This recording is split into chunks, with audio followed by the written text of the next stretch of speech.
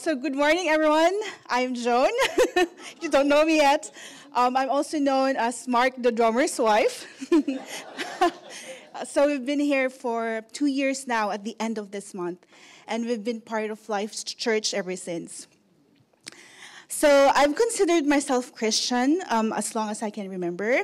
I grew up with parents who were deeply involved with church, so from a very young age, I was surrounded by Bible camps, daily Bible vacation schools, youth groups, and evangelism explosion. But if you're like me who grew up in church or a church kid, you'll know that these experiences aren't always personal. And I knew about Jesus for years, but only when I turned 18 that I truly accepted Jesus Christ as my personal Lord and Savior. That was the first time I understood His grace, how inadequate I was on my own, yet so deeply loved and valued by Him. So after a few years, this happened. I reconnected with this guy called Mark. We grew up in the same church, so we saw each other often, especially during church celebrations. But we did not have the same circle of friends. So at that point that we met, God had already transformed both of our lives. We were in the same place in our spiritual walk where we had common interests about our personal faith. I even remember this one conversation, one of our earliest conversations, when we learned that we were both listening not to the same band or the same music, but to the same preacher, who was this random guy in India who wasn't even globally known. So I knew then that Mark was the one. So God has blessed us with nearly a decade of marriage. And together, we had the chance to see the world, and by His grace, the journey brought us here to Australia. We're happy to be here. So many of you have probably heard parts of our story about waiting on God's plan for us in Australia. And the difficulties we'd had during our first year. We kept asking God why He'd bring us all the way here to Australia and seem so silent. It felt like a never-ending game of questions where He held the answers, but He wouldn't share them. However, in our second year, which is this year, God made His will clear to us, and we chose to lean into it. His will had 3 important truths, and that's what I really wanted to share with you today. So the first truth was to rejoice always. So a pastor once said, our attitudes determine the outcome. So God has helped us realize that in this waiting season, our attitudes shaped everything. Mark and I were like the goldfishes in that aquarium. Our vision was just limited in the glass in front of us. But slowly, God helped us see the beauty of the room He's placed us in. He placed the joy back in rejoicing. So instead of growing bitter or burdened by what felt stagnant, we chose to rejoice.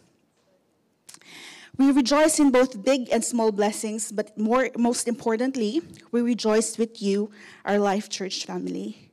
We rejoice seeing God rescue people from addiction or homelessness and send them boldly into missions like PNG, like Greg and Darren.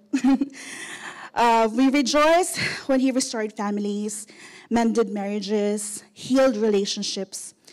We rejoice watching those freed from mental battles of depression, find jobs, and pass their P driving license.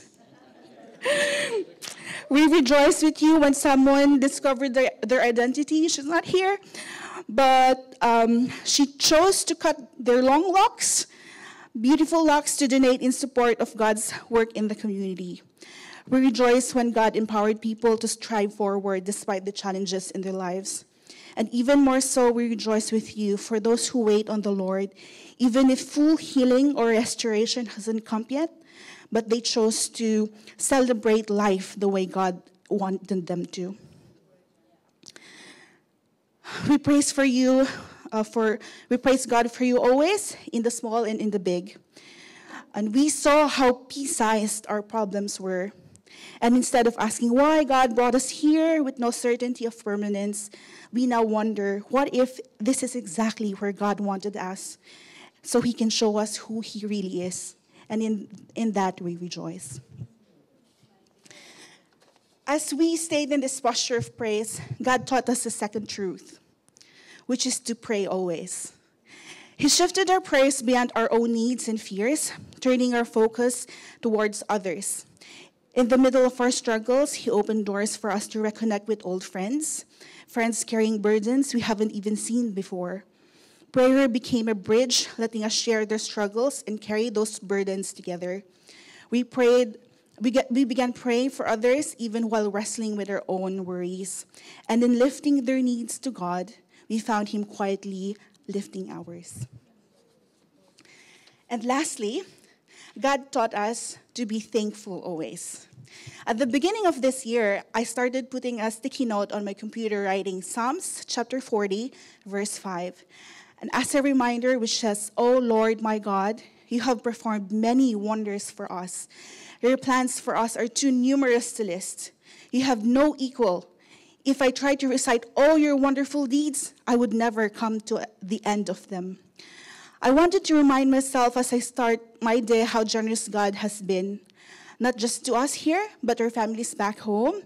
He's given us blessings we often overlook or take for granted, like protection, good health, his daily provisions.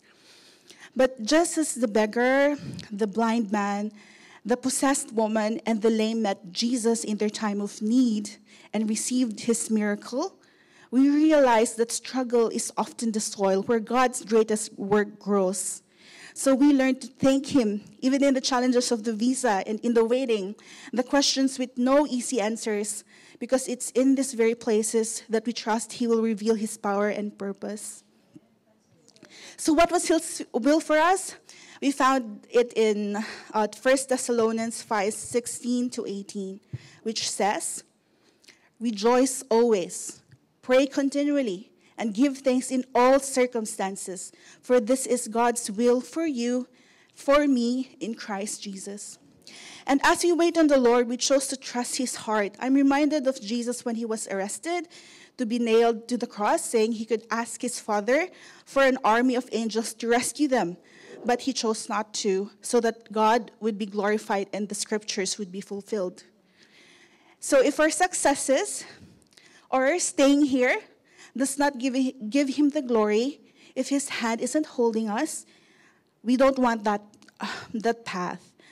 Wherever he places us, we want his name to be glorified. For our God alone deserves all the glory, all the majesty, and all the praise. Amen.